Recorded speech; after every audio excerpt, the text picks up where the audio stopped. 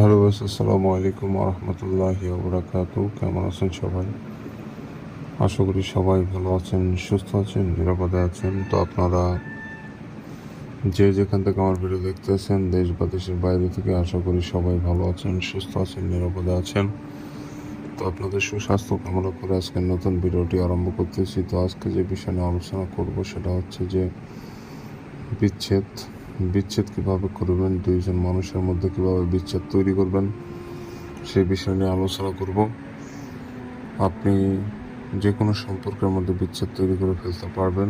স্বামী স্ত্রী, বন্ধু বান্ধব, প্রেমিক প্রেমিকা, তারপরে পিতা সন্তান, পিতা মাতা, যে কোনো ধরনের নৈতিক অনৈতিক সম্পর্কের মধ্যে বিচ্ছেদ আপনি তৈরি করে ফেলতে পারবেন আজকের এই ভিডিওটির মাধ্যমে।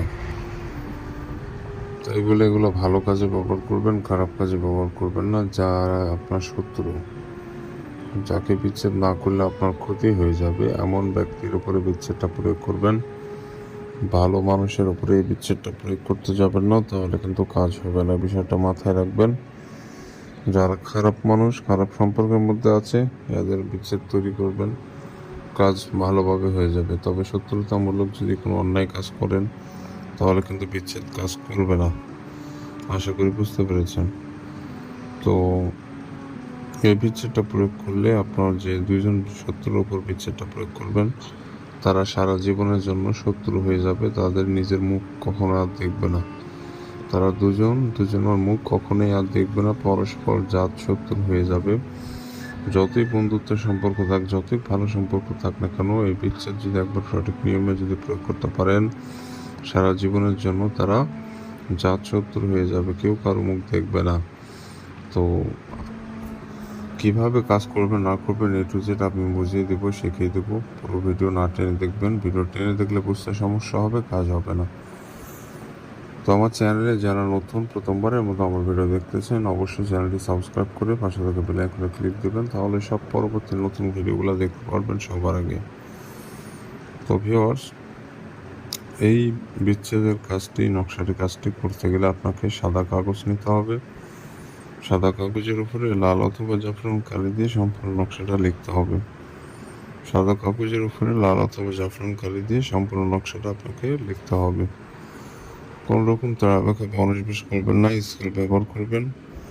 আর যখন নকশা লিখবেন, নিজে পাক পবিত্র থাকবেন। যে জায়গায় বসে নকশা লিখবেন, জায়গাটাও যেন পাক পবিত্র থাকে, বিষয়টা লক্ষ্য রাখবেন।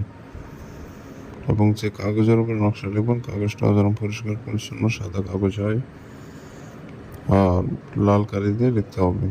মার্কার কালিও হতে পারে, এমনি কলমের কালিও হতে পারে, সমস্যা নাই। তবে কালো কালি যেন না হয়, নীল কালি যেন না হয়, লাল কালি হতে হবে। তো সুন্দর করে নকশাটা আপনাকে লিখতে হবে। এই নকশাটা যে কোনো দিনই লিখতে পারবেন। এই নকশা লেখার কোনো দিন খুব নাই। আপনি যে কোনো টাইমে, যে কোনো দিনে লিখতে পারবেন।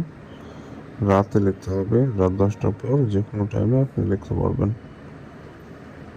তো যখন নকশা লিখবেন, কারোর সাথে কোনো রকম কথাবার্তা বলবেন না। এক ধরনের সম্পূর্ণ নকশা লিখে ফেলবেন।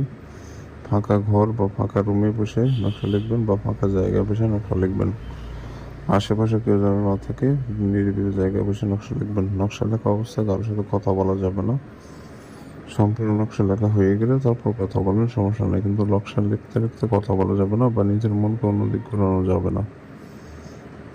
অনেক নতুন মানুষরা এখানে ভুল করেন, যার কারণে অনেক সময় কাজ হয় না। তো নিয়ম মানবেন। ভিডিও যেটা নিয়ম বলবো, এটার বাইরে কোনো নিয়ম নেই। নিয়ম মানবেন, কাজ হয়ে যাবে। নিয়ম অমান্য করবেন, আপনার ক্ষতি হবে। এগুলো ভুলভ্রান্তি করলে নিজের ক্ষতি হবে। অতএব ভালোভাবে কাজ করবেন। তো নকশা লিখবেন। লেখা হয়ে গেলে নকশার নিচে আপনাকে দুইজন শত্রুর নাম এবং দুইজন পিতার নাম দেওয়া লাগবে। প্রথমে দেবেন একজন শত্রুর নাম, তার নিচে তার পিতার নাম, তার নিচে আরেকজন শত্রুর নাম, তার নিচে তার পিতার নাম। এভাবে 4টা নাম ওখানে দিবেন, দুইজন শত্রুর নাম এবং তাদের পিতার নাম। নকশাটার নিচে এভাবে আপনারা দিয়ে দেবেন। নামগুলো দেওয়া হয়ে গেলে আর কিছু করা লাগবে না। এই নকশাটা শত্রু যে কোনো একজনের চলাফেরার রাস্তা পুঁতে রেখে দিতে হবে। ওই দুইজনের যে কোনো একজনের চলাফেরার রাস্তা পুঁতে রেখে দেবেন মাটির নিচে। যখনই নকশা দিয়ে পার হয়ে যাবে, তখন থেকে 5 দিনের মধ্যে কাঙ্ক্ষিত রেজাল্ট পেয়ে যাবেন। দুজনের বিচ্ছেদ হয়ে যাবে। তবে এমন জায়গায় রাখবেন যাতে ওই শত্রু ওই নকশা দিয়ে পার হয়ে যায়। যদি অন্য জায়গায় রাখেন আর নকশার উপর দিয়ে শত্রু একবারও গেল না, তাহলে কিন্তু কাজ হবে না। এমন জায়গায় রাখতে হবে যাতে নকশা দিয়ে পার হয়ে যায়। এটা মাথায় রাখবেন, এটা খুবই গুরুত্বপূর্ণ একটা নিয়ম বা বিষয়।